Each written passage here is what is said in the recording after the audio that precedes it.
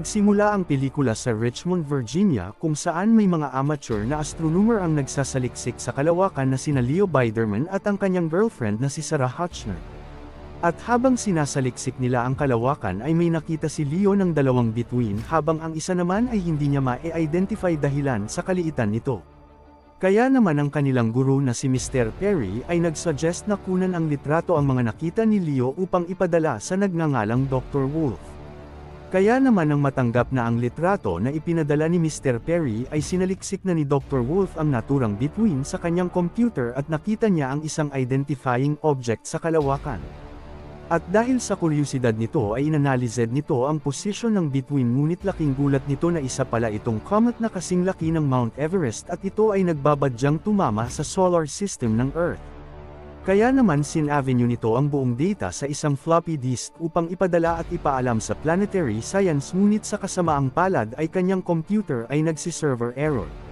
Kaya naman napagdesisyonan na ni Dr. Wolf na magpunta ng personal sa planetary science upang may hatid ang data na kanyang nakita.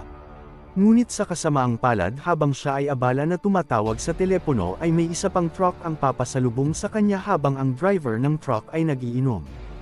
Hanggang sa mabuhusan nito ang kanyang pantalon dahilan upang mawalan ito ng atensyon sa kalsada at sumalpok sa sasakyan ni Dr. Wolf dahilan upang ito ay tumilapon at sumabog at namatay. Isang taon ang nakalipas sa Washington, D.C. sa isang conference room si Stuart Kelly ay nagdidiscuss sa isang team ng mga news reporter tungkol sa resignation ni U.S. Secretary Treasury na si Alan Rittenhouse dahil sa kanyang asawang may sakit. Habang may isang news reporter na si Jenny Lerner ang hindi naniniwala sa dahilan ng secretary at sinabihan pa niya na ang misis ni Alan Rittenhouse ay isang alcoholic. At nang matapos na ang kanilang meeting ay nakipagkita si Jenny sa kanyang ina na si Robin Lerner dahil sa kagustuhan nitong makilala at malaman ang tungkol sa kanyang ama. Hanggang sa nakipagkita ito sa nagngangalang Patricia Ruiz na dating assistant at secretary ni Rittenhouse. At kweninto nito kay Jenny na siya ay tinanggal sa trabaho ni Alan dahil sinabihan niya ito na niloloko nito ang kanyang asawa at naririnig niya ng paulit-ulit sa telepono ang nagngangalang LA. Kaya naman bilang isang reporter ay pumunta ito sa kinaroroonan ni Alan Rittenhouse upang tanungin kung ang pagre-resign nito sa kanyang katungkulan at tinanong nito kung sino si LA.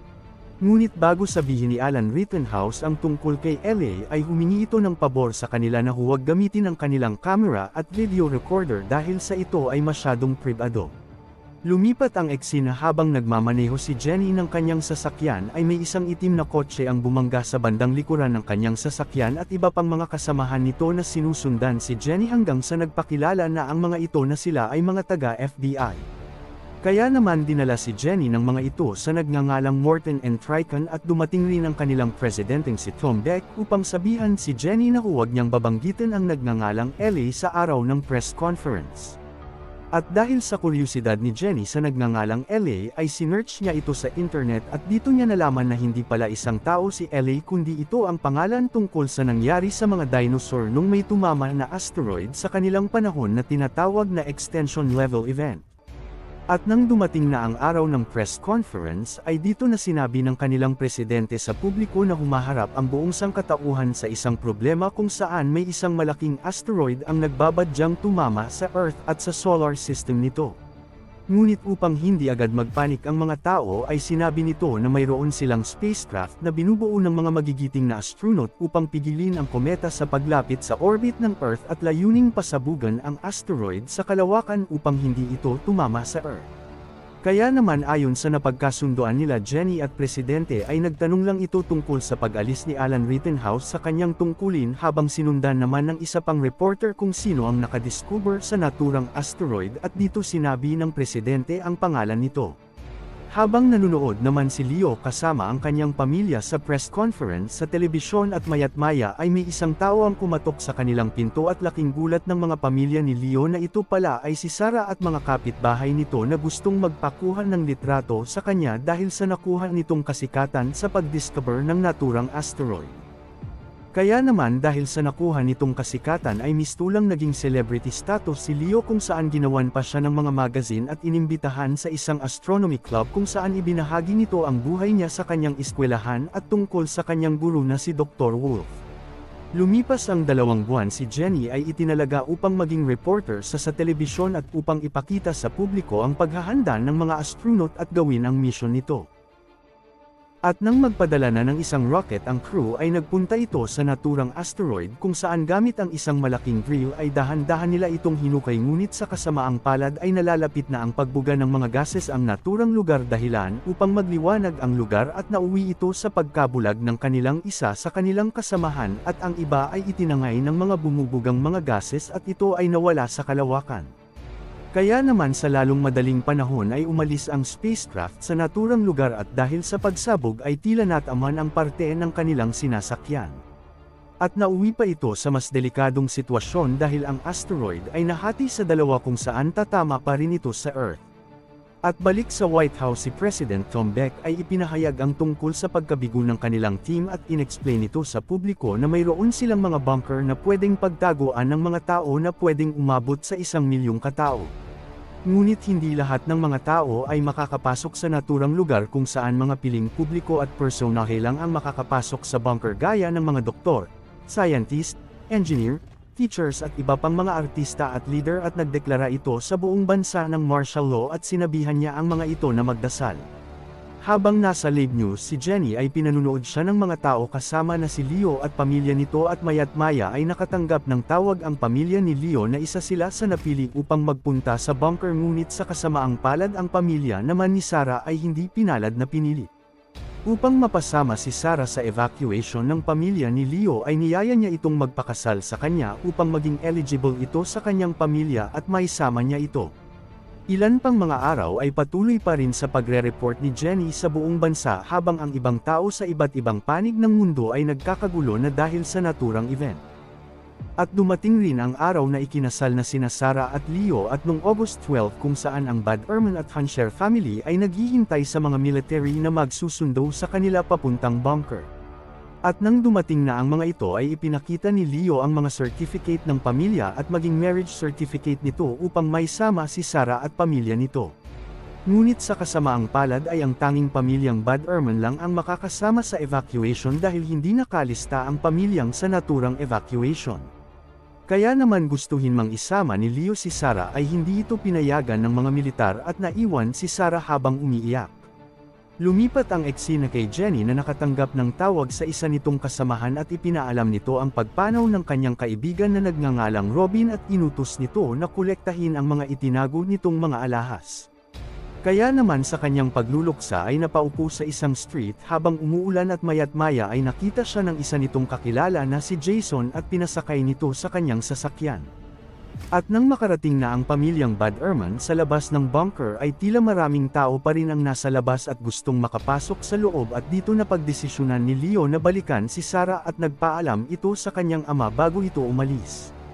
At nang makarating na sina Jenny at Jason sa bahay nito ay ipinakita ni Jason kay Jenny ang childhood photo nito at ipinaalam nito kung saan nakatira ang ama ni Jenny at sabay nagpaalam. At habang nakasakay si Leo sa isang truck pabalik kay Sarah ay napanood nito ang pahayag ng presidente na ang naturang asteroid ay tatama sa Atlantic Ocean. Dahilan upang magkaroon ng malaking tsunami at pagkalindol habang ang isang tipak ng asteroid naman ay tatama sa Western Canada at inaasahang madaming mga hayop at tao ang mamatay. Lumipat ang eksena kung saan ang mga astronaut ay nag-uusap kung paano nila mapipigilan ang naturang asteroid at kailangan na nilang gamitin ang natitirang warheads upang pasabugan ang asteroid. At nang makarating na si Leo sa tirahan nila Sarah ay hinanap niya ito ngunit ang buong pamilya ay umalis na sa naturang lugar kaya naman gamit ang motor ay hinanap niya ito. At nang dumating na ang helicopter na maghahatid sa kanya papuntang bunker ay di umano kinuha niya ang anak ng kanyang kaibigan at dinala ito sa helicopter upang gamitin ng mga ito ang slot na para kay Jenny at nagpaiwan ito sa naturang building. At nang makita ni Sarah si Leo na dumadating ay tinawag niya ito sa kalagitnaan ng traffic at dahil alam na ng pamilya ni Sarah na hindi na sila makakaligtas ay isinama nito ang kanilang anak na sanggol at kapatid ni Sarah kina Leo upang makaligtas sa delubyong kanilang hinaharap. Kaya naman isang nagpaalam na sa isa't isa ang pamilyang Hansher na labis namang pag-iyak ni Sarah at sabay umalis. At makikita na ang isang bahagi ng asteroid ay nakapasok na sa Earth at ito ay dumaan kung nasaan ang pamilya ni Sarah. Habang si Jenny naman ay pumunta sa lugar kung saan naroon si Jason at dito makikita na si Jason pala ang ama ni Jenny at nakaramdam ang mag-ama ng kapayapaan sa isa't isa at nagyakapan. Habang ang asteroid naman ay tumama na sa bahagi ng Atlantic Ocean dahilan upang magkaroon ng isang malaking tsunami ang nagwasak sa madaming mga estruktura kasama na rito ang New York at iba pa nitong bahagi ng bansa.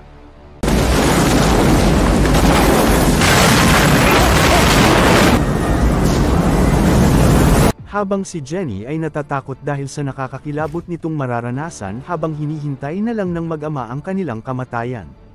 Habang sa Virginia Coast naman ay nagkakagulo na ang mga tao habang ang magulang ni Sarah ay nagyakapan at ipinakita ang pagmamahal nila sa isa't isa sa huling pagkakataon.